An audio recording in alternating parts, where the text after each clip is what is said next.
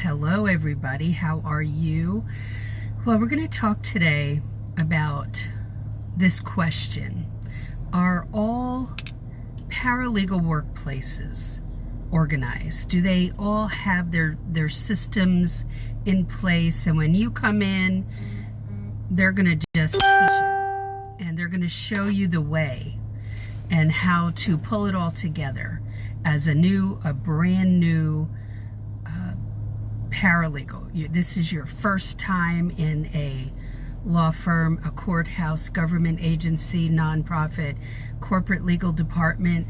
Are they going to say, well, yes, we have our act together, and so and this is how you do everything? Well, some places are like that, and they have when a new client comes in and how they open the case and get all those folders set up, and the red rope, the expandable folders, or some other way that they file documents, hard copies of documents, how they set that up. They may have a strict policy in place, and you don't want to deviate from that, okay? You don't go your own way and create your way of doing things. You fall right in with how they do it.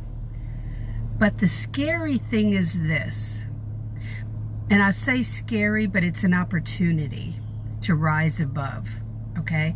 If you have organized before, I don't care if you worked in a shoe department of Steinmart, but if you have organized, this will help you in the legal field. But you have to know what they need help, with, right? And having never worked in the legal field before, there are just some things that are different. But it's not different in being in any office where certain tasks that we have in front of us to do, some are more important than others, right? That's just logic. But the way we determine the importance is by talking to the attorney. So let's start off with, I'm going to have 6 items I'll go through. First of all, you're always going to have a to-do list that you work off of. You can have it on your computer. In fact, I recommend putting it on the computer rather than writing it, down on a legal pad, which we used to do. But have it on the computer.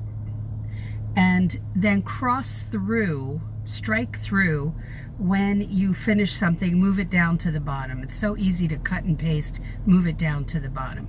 But let's say you have a list of 6 items and you don't know as a newbie which one is most important. That's where talking with your attorney comes in. And you do not want to make that decision yourself. So that's number 1, is you schedule your work using that to-do list, okay? Number 2 is a calendar. Why do we have a calendar? Well, for most people working in a paralegal workplace, we have deadlines to meet. So we're going to put those deadlines on the calendar. And you want to be really organized that way. A document will come in and the attorney may guide you at first or may not. And that document that comes in, you don't want to just take it, an original document from the court, and put it on the attorney's desk. You want to give the attorney a copy. Never the original, they'll lose it. And get a copy stamp that's probably one in your desk. If not, order one. And in the meantime, write copy. So the attorney knows they can throw it out. They've seen it, they can throw it out. And that's organization. That's part of the organization. So they may have all this in a mishmash pile on their desk. I've had that where the attorney said, help me organize this. So we set up temporary client files just for the attorney, and I didn't type up the labels, I wrote them in pencil, and for each client file, so he could throw those copies in there, and if the client called, he could open up the file and know right away what was the last document filed, and he could talk with some intelligence about it, because we have a lot of work in the legal field, and you want to get as organized as you can. Okay, so the calendar may have a deadline on it that something has to be filed. Let's say today is, what is it, the 29th? Let's say something has to be filed on February 14th. Well, and it's going to take a while to create that document that has to be filed.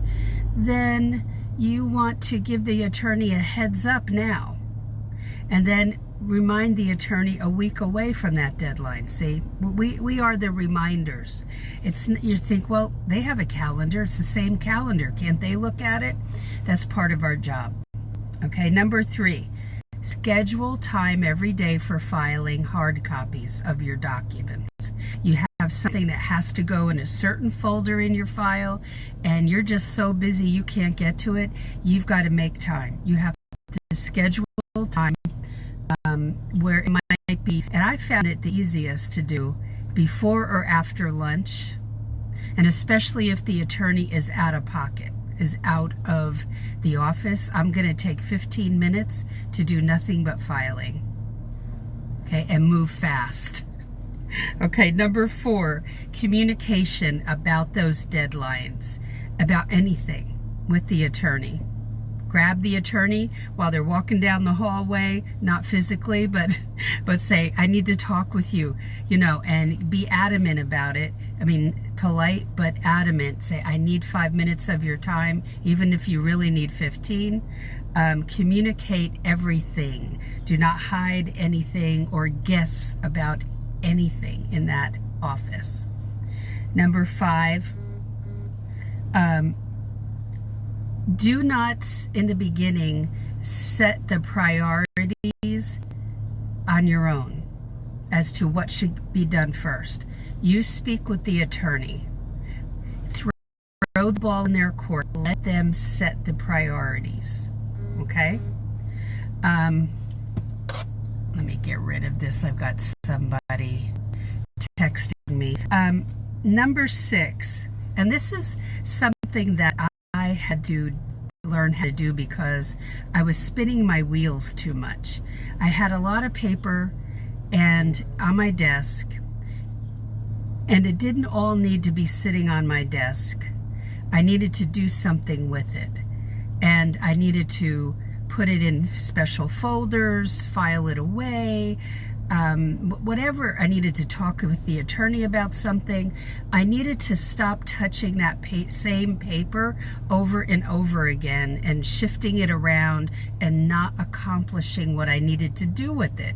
And that's a real problem in an office. So my goal was to touch that paper no more than once and do something with it and get it off my desk. And most attorneys wanted me as a paralegal, when I left at night, to have a clear desk. And so whether that meant I'm going to take everything I'm working on and put it on my chair and slide my chair under my desk, or actually file it away. But I was not comfortable filing everything away that I was working on. So yes, I would put it on my chair, slide it under the desk looked great, and then start again the next day. And my pile I could just then spread across my desk, and it was all very organized. So I knew where everything was. My attorney stopped by, asked a question, I could put my finger on it, because these were all active tasks that I was working on. So those are the 6 items. You will go in an office and it will feel like you've stepped back in time in some places, that they will not be as organized or technically savvy as you think they should be or that you're used to. And it will blow your mind. And there are things that are not in place that should be, to track deadlines and to make sure that you know at every moment where each of your cases stand. Like, where are we with each of these cases? Very important. That's going to be your job. So having systems is very important, and it's a big part of what I teach in the Paralegal Inner Circle class. I was talking with somebody this morning about that very topic, and that's why I'm doing this video today, okay? So as a newbie paralegal, you cannot walk into your new workplace and think that the workplace necessarily has their act together. If you're not a highly organized person at home, you have to be that way in the legal field. And while I'm not as organized at home, I am very organized with my work. So at home is where I detach from that, where I'm away from, when I'm working remotely now, but having that detachment is important.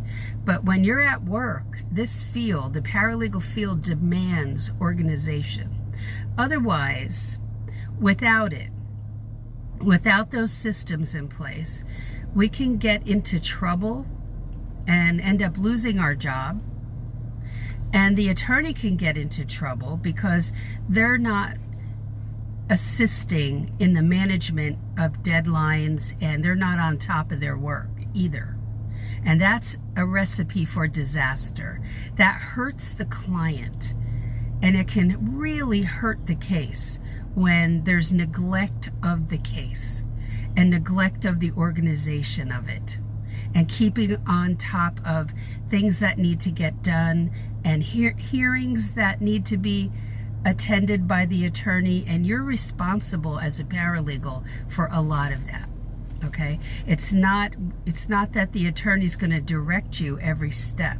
So you've got to learn a lot of this before you ever step foot in a law firm or legal department of a corporation, or the courthouse, or Department of Environmental Protection if you're going to work for a government agency of some sort.